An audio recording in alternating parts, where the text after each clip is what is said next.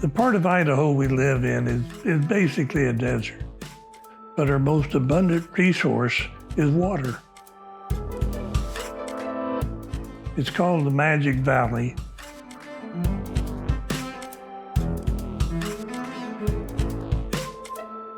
An abundant source of water with a lot of different parameters for many different species of fish.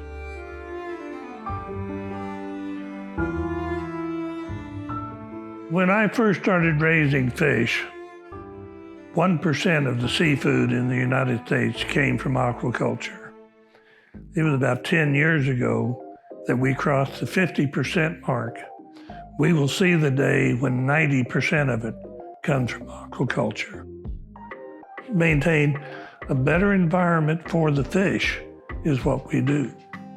I have to praise Whole Foods in their production policies of no antibiotics and no chemicals. And as a result, you become a better fish culturist and you prevent that disease rather than try to cure it after they get it.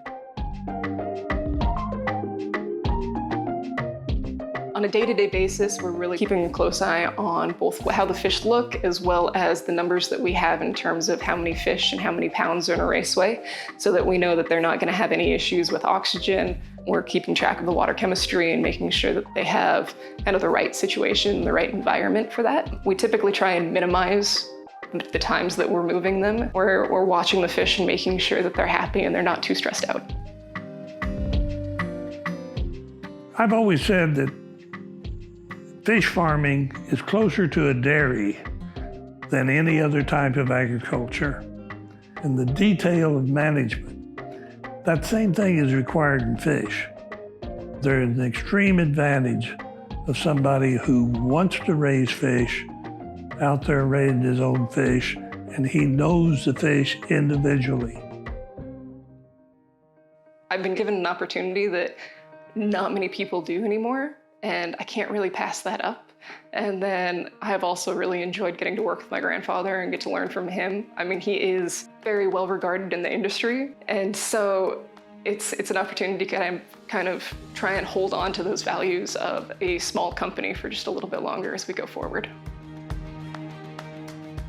I have people that work for me for 30 years. They're as much of the farm and the success as I am. And I want to see it continue as a small family farm where these people enjoy what they're doing.